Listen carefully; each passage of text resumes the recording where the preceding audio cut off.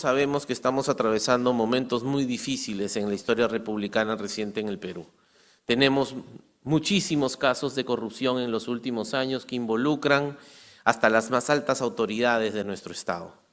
Pero además, es sin duda alguna, tanto para la sociedad en general como para los propios funcionarios públicos, la corrupción se ha convertido en uno de los principales, si no el principal problema que nos aqueja como sociedad. El sistema de control en el Perú tiene dos grandes motivaciones. Por un lado, trata de luchar contra la corrupción y la inconducta funcional. Tiene que también es tener un balance dual para tratar de mejorar la calidad de las intervenciones públicas. El sistema de control en el Perú debe ser visto como un sistema residual. Es decir, si todos los sistemas administrativos hicieran bien su trabajo, nosotros tendríamos poco trabajo, no el gran trabajo que tenemos ahora. Pero justamente a partir de esas intervenciones que hace la Contraloría, nosotros debemos ser capaces de generar información para que los otros reguladores del Estado puedan mejorar sus intervenciones. Por eso hay otro filón, digamos, de trabajo importante del Sistema Nacional de Control en este nuevo modelo que está relacionado a contribuir a la calidad y la mejora de las intervenciones públicas a través de la realización de estudios, de auditorías de desempeño, etc. Pero en general, un típico sistema de control, como el que normalmente uno conoce, debe hacer tres cosas. Y el sistema de control en el Perú, esas tres cosas,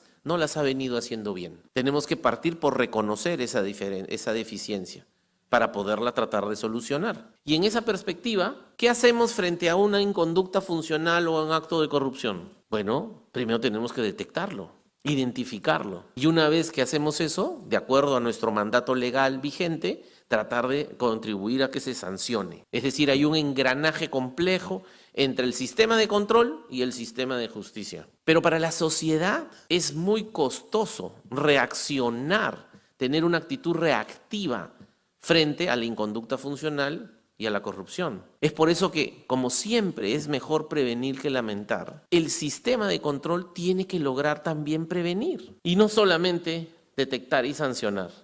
En el Perú el sistema de control son tres cosas, no es la Contraloría. En el Perú el sistema de control está conformado por tres grandes componentes. La Contraloría, que es la institución, el pliego presupuestario, que dirige el sistema. Pero es una organización de más o menos 3.200 personas a nivel nacional, de las cuales, en la gran mayoría, tienen una composición de auditores.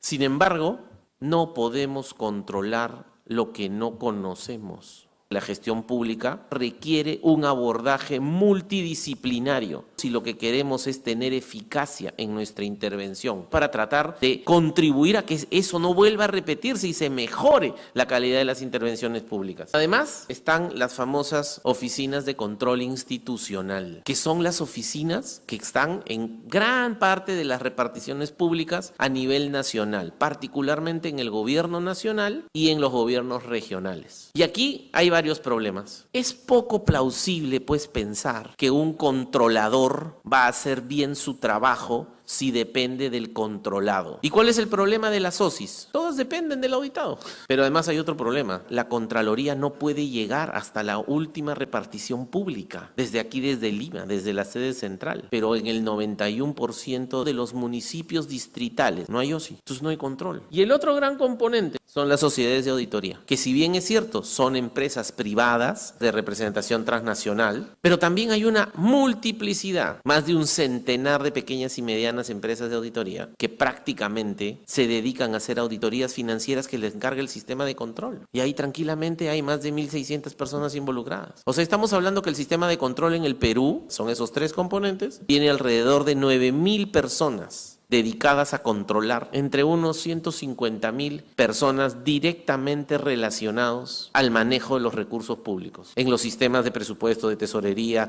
de abastecimientos, de inversión, etc. Si ampliamos un poco la definición, llegamos a 200.000. Hay más de 3.600 entidades públicas sujetas a control. Si estas entidades las integramos en pliegos presupuestarios, tenemos los 2.500 pliegos de la Cuenta General de la República. Pero de estos, el número de OSI solamente hay 914. De esas, en solo 374, la Contraloría designa al jefe. Y en ningún caso al personal que trabaja? El que hace las auditorías. Es por eso de que esto es una de las primeras cosas que estamos tratando de cambiar. La idea es que a todas las SOSIs, a nivel del gobierno nacional y del gobierno regional, y a partir del 2019 de todos los gobiernos locales, pasen a depender progresivamente de manera administrativa de la Contraloría General de la República. Para poder lograr dos cosas: darle total y absoluta independencia para que hagan una labor efectiva, podrán ser relocalizadas en función a un mapa de riesgos global y de esa manera tener mucha mayor eficiencia en la asignación de los auditores y de las materias que se van a auditar. ¿Cómo está funcionando este nuevo modelo que lo hemos diseñado y ya se está desplegando? Y la verdad que funciona bastante bien. La transparencia es fundamental.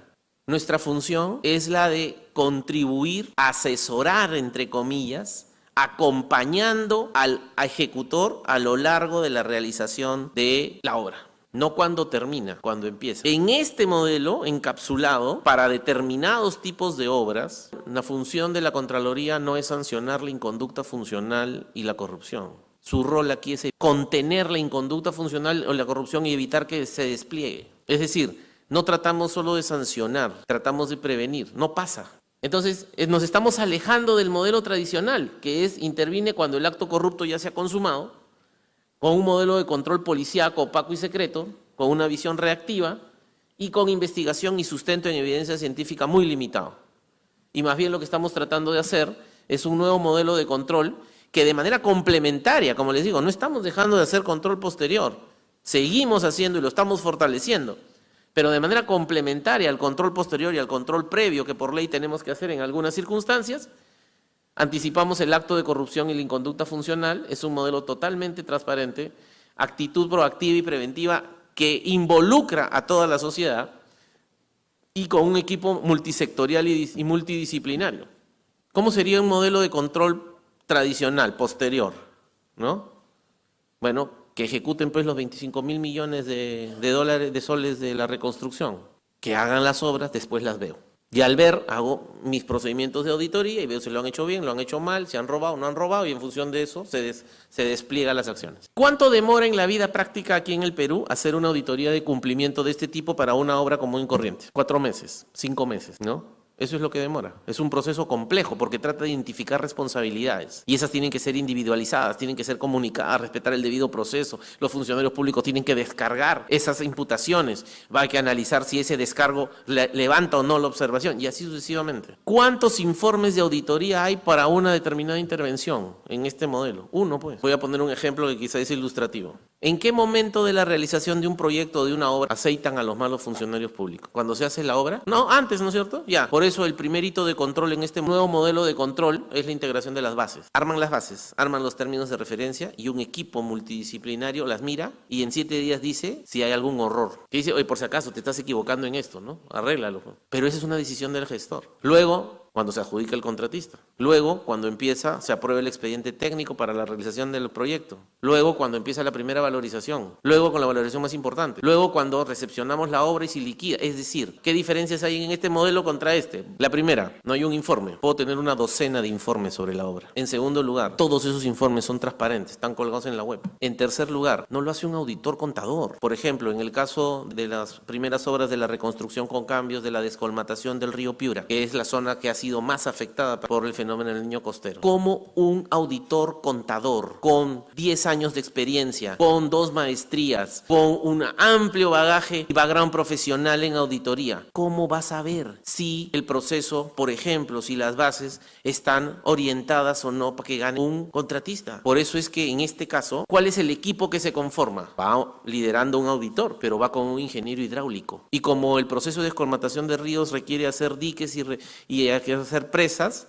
entonces va con un ingeniero civil. Y como estamos analizando el proceso de selección, va con un abogado especialista en contrataciones, es decir, un equipo multidisciplinario, muy en línea con las auditorías de desempeño, con las auditorías de gestión. Por eso que este es un modelo que mezcla un poco de todo. ¿Y qué hace? Analiza en 7 días lo que se está hecho. Eso implica que paraliza la gestión, ¿no? ¿Por qué? Porque justamente estructuramos el plazo e intervenimos en el momento que corresponda. No significa que ampliamos los plazos. Por ejemplo, en el caso en las primeras 4 horas de la reconstrucción de Piura, cuando intervenimos en el periodo de consentimiento de la Buena Pro. ¿Y qué se encontró? Un montón de problemas. 3 consorcios distintos, con nombres distintos, con empresas distintas, pero todos el mismo dueño. En donde se supone que es urgente. Los procesos de selección, habiendo postores, se postergaron una vez, se postergaron 2 veces, se postergaron 3 veces, se han postergado hasta 7 veces. Y, oh maravilla, en la 7ª postergación, entró justo el que gana. Pero además, miras los puntajes, cómo estructuraron y por qué ganó el que ganó. Y los puntajes estaban mal hechos. Habían descalificado postores por cosas que eran absolutamente subsanables. Había un montón de irregularidades en ese proceso. ¿Qué pasó? Hicimos lo que les he descrito. Se expuso y se publicó. He dispuesto, el equipo de auditores se sienta con un periodista en la Contraloría del área de comunicaciones.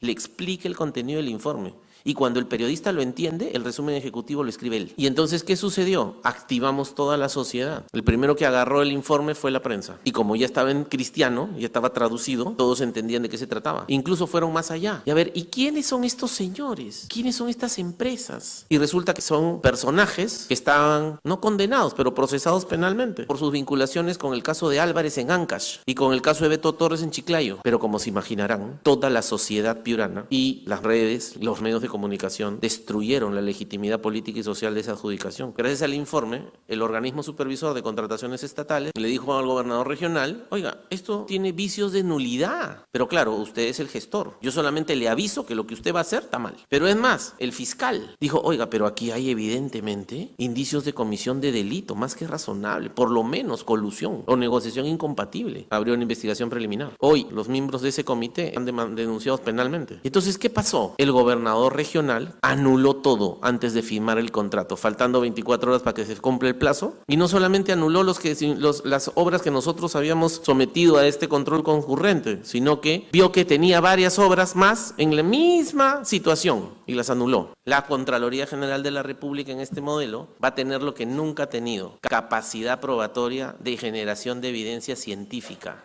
En este modelo hay una limitación estructural, que es un modelo muy caro. Están entrando a la Contraloría más de 200 ingenieros y el próximo año más de 400 especialistas, porque en este modelo necesitamos ingenieros, médicos, arqueólogos. Fíjense la recomposición de los recursos humanos. Uno de los elementos centrales, por eso les decía, es entender que tú no puedes controlar lo que no conoces. Estamos haciendo un gran esfuerzo y vamos a dotar a las contralorías regionales de todos los equipamientos. Van a poder hacer calicatas, diamantinas, hasta estudios básicos de suelo, todo para el tema de reconstrucción. Entonces ya no vamos a pronunciarnos solamente sobre el proceso y el documento, van a ir a mirar la obra. Y esto va a cambiar la dinámica de la auditoría posterior también, porque ¿qué es lo que va a suceder? Ya haciendo la auditoría posterior, ya han hecho la obra, vamos a verla. Antes de ir a mirar los papeles, que hay que hacerlo de todas maneras, van a ir a mirar la obra. Y frente a la evidencia científica, los informes de Contraloría van a empezar a adquirir una naturaleza pericial. Y al ser una pericia, va a cambiar no solamente la dinámica de la auditoría, a 45 días. Porque si ya vas, miras eso, ya está el hecho, hermano. Ya tienes ahí la evidencia. Voltéalo en desviación, individualiza, comunica y saca tu informe. ¿Cuánto necesitas para eso? 3 semanas, punto. Y sanciona. Encausa en la vía judicial que corresponda. ¿Y qué va a pasar cuando esto llegue al fiscal o al juez? Ya tampoco hay mucha discusión. Porque ¿qué vamos a discutir? El expediente técnico dice que la obra tiene que tener tal característica y tal mezcla en la conformación del cemento. Por eso hemos pagado tanto. ¿Ha ido? ¿Ha chequeado? ¿Ha medido? No hay. ¿Qué más vamos a discutir? Sanciona nomás. Este cambio va a transformar no solamente la dinámica de la auditoría en la Contraloría o en el sistema de control, va a cambiar la dinámica fiscal y judicial, poco a poco. Es por eso que estamos en un gran trabajo coordinado con la Fiscalía de la Nación y el Poder Judicial para empezar a trabajar en esta nueva mecánica. En muy poco tiempo, los informes de la Contraloría ya no van a ser, como dice la ley, prueba preconstituida, que en la vida real con el nuevo Código Procesal Penal, en realidad sirve de muy poco eso. Van a tener naturaleza pericial, van a ser una prueba suficiente y repetible y procesal. Y de esa manera se va a engarzar mejor el sistema de justicia. ¿Qué cosa genera el informe de control? Por ejemplo, una auditoría de cumplimiento. Identifica recomendaciones y por otro lado establece sanciones y responsabilidades. Desde hace 17 años hay casi 70.000 recomendaciones que están por implementar. La efectividad para la mejora de la gestión pública de esas auditorías se reduce dramáticamente. Nosotros tenemos 3 responsabilidades aquí en el Perú: administrativo, civil, penal.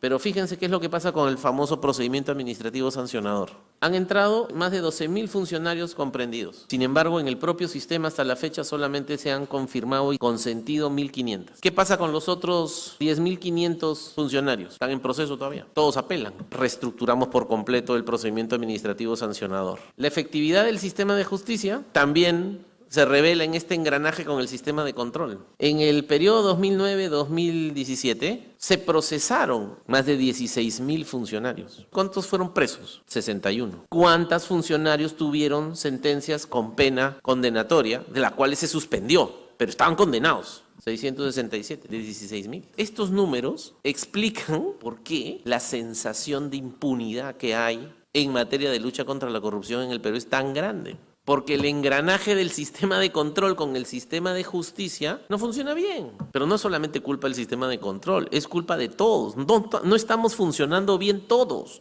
Es pues un trabajo muy grande, un desafío enorme, y quiero agradecer y saludar y felicitar a todos los trabajadores y funcionarios de la Contraloría y del Sistema Nacional de Control que han abrigado y se han comprometido con esta gran transformación estructural. Estamos avanzando. Muchas gracias.